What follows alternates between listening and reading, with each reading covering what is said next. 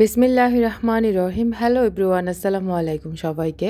স্বপ্ন নূরের সংসার থেকে আমি নূর আপনাদের সবাইকে নতুন একটি ভিডিওতে ওয়েলকাম করছি। দেশ এবং প্রবাস থেকে যারা আমার ভিডিও দেখেন, আশা করছি আল্লাহ তাআলার অসীম রহমতে আপনারা সবাই ভালো আছেন। আমরা আলহামদুলিল্লাহ ভালো আছি। এখন আমরা চলে যাচ্ছি আরাফকে নিয়ে ডাক্তার দেখাতে। যেহেতু ওকে আগেও ডাক্তার দেখিয়ে ফেলেছি, আজকে শুধু রিপোর্টটা নেব, রিপোর্ট নিয়ে ডাক্তারকে দেখাবো। তো এটা হচ্ছে শনিরাখড়া রোড সাইডের বাজারগুলো। সকাল বিকাল এভাবে রোড সাইডে এরকম দোকানগুলো বসে। আর বিশেষ করে এই দোকানগুলো বিকেলে বসে, মানে বিকেল 4টা থেকে রাত 10টা 11টা পর্যন্ত এগুলা বসে। আর সকালবেলা সমস্ত সবজির ভ্যান বসে। তো এদিকে রোড সাইডের এখান থেকে কিন্তু অনেক মানুষ অনেক কিছু কেনাকাটা করে, আমিও প্রায় সময় কেনাকাটা করি। আর এখানে একটা সিরামিকের ব্যান বসে, এই যে এই সিরামিকের ব্যান থেকে আমার একটা যে ফুলদানি আছে ওইটা আমি এই ব্যান থেকে নিয়েছিলাম 140 টাকা দিয়ে। তো ব্যানের যে সিরামিকগুলো বিক্রি করা হয় এগুলো কিন্তু রিজেক্ট থাকে, যার কারণে দামটা একটু কম পাওয়া যায়। তো যাই হোক, ওদেরকে হচ্ছে ডাক্তার দেখিয়ে ফেলেছি, মানে রিপোর্টটা নিয়ে তারপরে হচ্ছে আমি দেখিয়ে ফেলেছি অলরেডি। এখন বের হয়ে তারপরে হচ্ছে ওদেরকে কেক খাওয়াচ্ছি। আর কেকটা ওদের অনেক বেশি প্রিয়। এদিকে আশা পড়লেও এক পিস কেক ওরা খাবেই খাবে। আর আমার কাছেও ভালো লাগে, যদিও আমি খাইনি, তবে ওদের দুই ভাইয়ের জন্য দুইটা কেক আমরা সব সময় রাখি, কারণ এটা আমাদের বাজেটের ভিতরে আছে। এক পিস কেক 60 টাকা কিংবা 70 টাকা নিয়ে থাকে আর কি।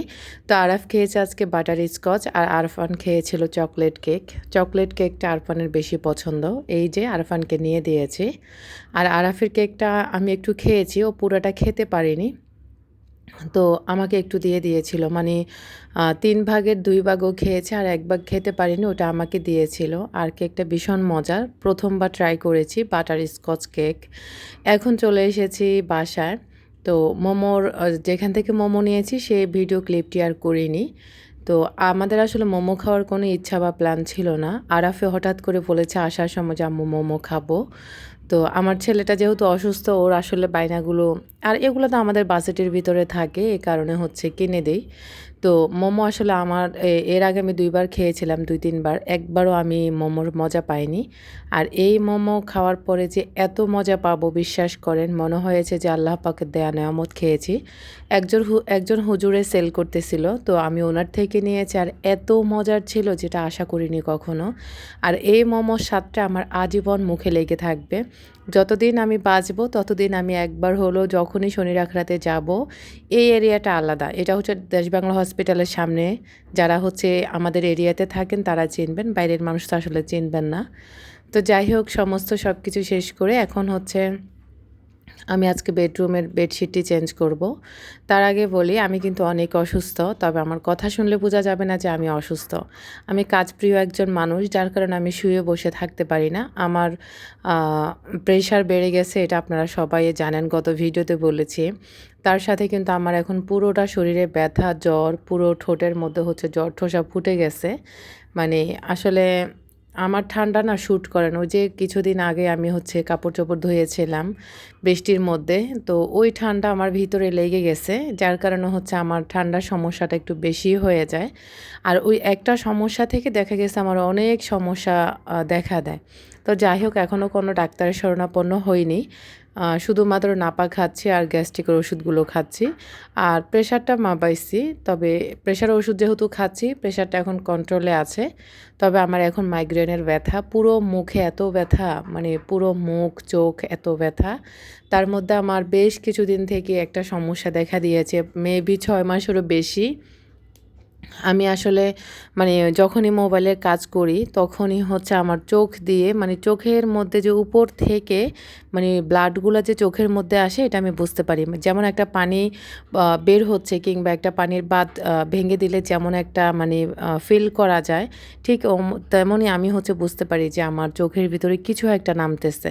তো ওই যখন ব্লাডগুলো আমার চোখের মধ্যে এসে পড়ে তখন আমার চোখ এত ব্যথা শুরু করে দেয় যেটা সত্যি বলে বোঝাতে পারবো না।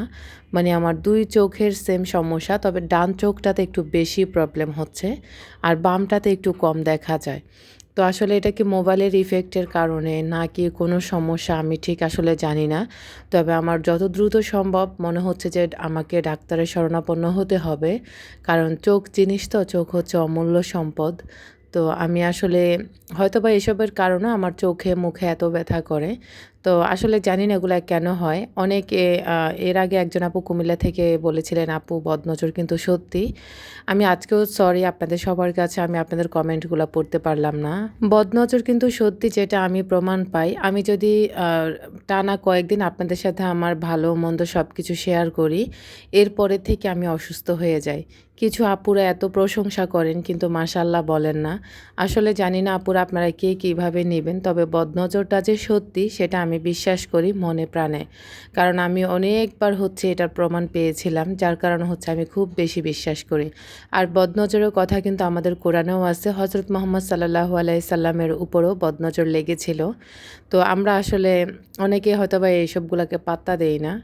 যেটা সেটা আসলে শেয়ার করে ফেলি। তবে আমরা যেহেতু লাইফস্টাইল ব্লগ করি, অবশ্যই আমাকে দেখাতে হবে সবকিছু। আমি আসলে আহামরি কোনো কিছুই দেখাই না বা আমার লাইফটা যেমন ঠিক তেমনই আপনাদের সাথে প্রেজেন্ট হই। কিন্তু কিছু আপুরা এমনভাবে কমেন্ট করেন মনে হয় যে আমি এগুলা জীবনেও কিনতে পারবো না বা জীবনেও এগুলো আমি ব্যবহার করতে পারবো না। এমনভাবে আপনারা অবাক হয়ে কমেন্ট করেন। এগুলো আসলে স্বাভাবিক আপুরা। সংসার জীবনে আপনার চলার পথে যত কিছু প্রয়োজন ঠিক ততটাই আপনাকে কিনতে হবে বা আমি কিনি। আমি প্রয়োজনের বাইরে কোনো কিছুই কেনাকাটা করি না। অহেতুক আমি টাকা নষ্ট করা খুবই অপছন্দ করি। কারণ হচ্ছে টাকা কষ্ট করতে অনেক মানে টাকা ইনকাম করতে অনেক কষ্ট হয় আপুরা। আর প্রয়োজন ছাড়া কোনো কিছু কেনাটা কিন্তু অনর্থক। জানি না আজকের ভিডিও আপনাদের কাছে কেমন লাগবে। তবে আমার যখন একটু ভিডিও করতে ভালো লেগেছে তখনই করেছি আপুরা। তবে খুব কষ্টের বিনিময়ে আমি আপনাদের জন্য এই ছোটোখাটো ক্লিপগুলা শেয়ার করেছি। আমি অনেক বেশি অসুস্থ যার কারণে হচ্ছে মন চাইলেও সব কিছু করতে পারি না। নিজের জানের চিন্তাও করতে হবে। আগে নিজে বাঁচবো তারপরে হচ্ছে আবার সব কিছু। তো এই কথা চিন্তা করে এখন কিন্তু আর ভিডিও শ্যুট করছি না আপুরা। আমি হচ্ছে মানে যখন একটু ভালো লাগছে তখন একটু ভিডিও করে রেখেছি। তবে আমি বলবো যে আমি আগের মতো এখন আর ভিডিও কতদিন আপনাদের সাথে শেয়ার করতে পারবো জানি না। তবে মাঝে, মাঝে ইচ্ছা করে আসলে যদি আল্লাহ পাক চলার মতো সামর্থ্য দিত তাহলে কখনো এই প্ল্যাটফর্মে এতটা কষ্ট করে কাজ করতাম না। কারণ আল্লাহ তাআলা আমাকে চলার মতো সেরকম সামর্থ্য এখনও দেয়নি। দিলে আমি এখান থেকে কত আগে চলে যেতাম আপুরা। এখানে কাজ করাটা খুব বেশি কষ্টের। অনেক যারা সাধারণ দর্শক আছেন তারা তো বোঝেন না যে এই কাজগুলোর পেছনে কতটা শ্রম দিতে হয়। আর যারা তো এই লাইনে আছেন তারা তো জানেনই কি, কি করা লাগে, কি, কি করতে হয়। তো আমি তো একা সব কিছু সামলাই আর আমি এত অসুস্থ হয়ে পড়ি। আমার উপরে আসলে বদনজর নাকি জিনের কোনো আসর আমি নিজেও জানি না। যদিও আসলে আমি কোনো হুজুর কোনো কিছু এগুলাকে বিশ্বাস করি না। আমি নিজে যা দোয়া কালাম জানি তাই হচ্ছে পড়ে নিজেকে আ মানে নিজে পড়ি আরকি। আমি কখনো কোনো হুজুরের শরণাপন্ন এই পর্যন্ত হইনি। আর আদৌ কখনো হব কিনা তাও জানি না। যাই হোক এখন হচ্ছে আপনাদের সাথে গল্প করতে, করতে কিন্তু আমি আজকে বেডরুমটা গুছিয়ে ফেলেছি। তবে এখানে আজকে একটু অন্য কিছু হয়েছে যদি কেউ কমেন্ট করতে পারেন, বুঝতে পারেন অবশ্যই আপুরা আমাকে কমেন্ট করবেন। গত ভিডিওটাতে আপনারা লাইক দিয়েছেন অনেক কিন্তু ওয়াচ টাইম দেননি। তার জন্য খুব কষ্ট পেয়েছিলাম। যাই হোক আল্লাহ তাআলা হয়তোবা ওই ভিডিওগুলো আমার জন্য এরকমই রিজিক রেখেছেন যার কারণে আমি এরকমই পেয়েছি। তো আপনারা অনেকে হচ্ছে নক করছেন, "আপু বেডশিট কবে আনবা?" আপুরা আমি এখন অসুস্থ আর আমার বাজেটে খুব সমস্যা আপনারা সবাই জানেন। আমি চাইলেও সবকিছু একসাথে সব করতে পারি না। আমাকে হিসাব করে তারপরে হচ্ছে সবকিছু করতে হয়। হাত ভর্তি টাকা যার আছে সে বিজনেস করতে পারে। একটা দিয়ে না চললে আরেকটা দিয়ে ট্রাই করে, আরেকটা দিয়ে না চললে আরেকটা দিয়ে ট্রাই করে। আপুরা আমার বাজেট খুবই সীমিত। আমি যার কারণে চাইলেও সবকিছু করতে পারি না। এবার চলুন আপনাদের সাথে শেয়ার করি। বিক্রমপুরের মানুষগুলা যে সত্যিই ভালো সেটা আমি নিজে প্রমাণ পেয়েছি। এ পর্যন্ত আমার সাথে যতগুলো বিক্রমপুরের মানুষের পরিচয় হয়েছে সবগুলা মানুষই ভালো আমি বলব। এই যে এখানে কোরবানির গোশত আমার হাসব্যান্ডের বস যেই কিনা হচ্ছে আগে গুলশানের কাজের মানে কন্ট্রাক্টর ছিল। তো আমার হাসব্যান্ডকে খুব বেশি বিশ্বাস এবং ভালোবাসে। তো উনি হচ্ছে প্রতি বছর আমি এই আজকে কয়েক বছর দেখতেছি টানা মানে প্রতি বছর এভাবে আমাদের জন্য গোস্তের পোটলা করে রাখে আর এটার মধ্যে নামও লিখে আলাদা করে রেখে দেয়। তো আমার হাজব্যান্ড কিন্তু কখনোই কারো কাছে গিয়ে ছোট হয় না কিংবা কোথাও থেকে কিছু আনে না, প্রয়োজনে নিজে না খেয়ে মরে যাবে, তারপরেও কারো কাছে মুখ খুলে কখনো কোনো কিছু চাইবে না। তো ও হচ্ছে ওরে একটা কাজের ব্যবস্থা করা প্রতি বছর ওনার বাড়িতে কিংবা কোথাও, যে আজকে আমার এই কাজটা আছে, তুমি আসো।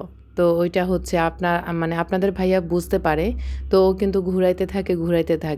তো ঘুরাইতে এক পর্যায়ে কিন্তু উনি একটা কাজের মানে ইমার্জেন্সিভাবে ব্যবস্থা করে। মানে ওনার এই সততা, ভালোবাসা দেখে সত্যি আমরা দুজনে অনেক মুগ্ধ হয়ে যাই যে আসলে মানুষগুলা কত ভালো মনের হলে হতে পারে মানুষটা।